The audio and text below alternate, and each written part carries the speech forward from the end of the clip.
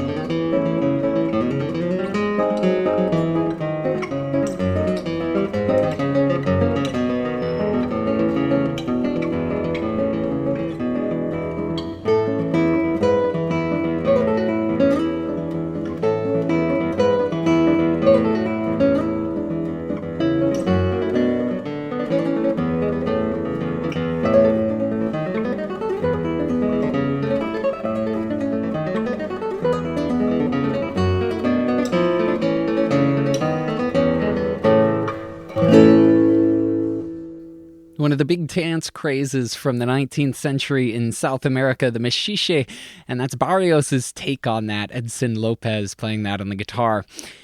Now, Barrios didn't just write South American music. He was also very interested in the classical composers of Europe, and he wrote a lot of pieces that took on the styles of various composers. This next piece, Julio Florida, is a barcarolle, which are the songs that gondoliers in Venice sing. And as you can imagine, they've inspired a lot of classical composers. They pop up in Italian operas by Donizetti, Rossini, Verdi. They've also been very popular as solo piano pieces written by Chopin and Mendelssohn and Fauré, among many, many others. This one is probably more influenced by the piano ones, and I've actually heard piano arrangements for it. It's a beautiful song without words, the kind of thing you can imagine being played on a humid summer evening. Here's Jorge de la Cruz with Barrios' Julia Florida.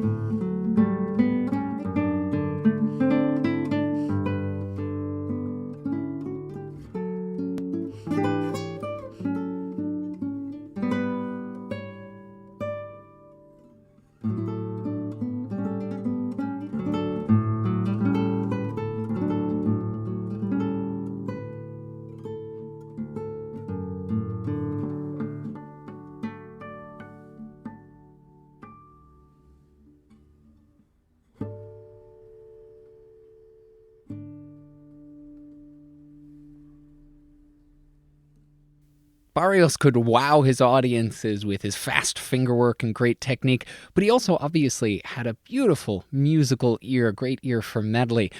That was his Julia Florida, which is a barcarolle imitating those Venetian gondoliers punting down the canals.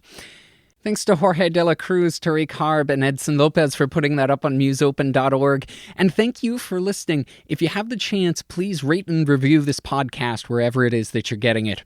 I'm Tyler Alderson, and tomorrow for your classical break, we're going to head to a coffee house in Leipzig and listen to one of Bach's trio sonatas. See you then.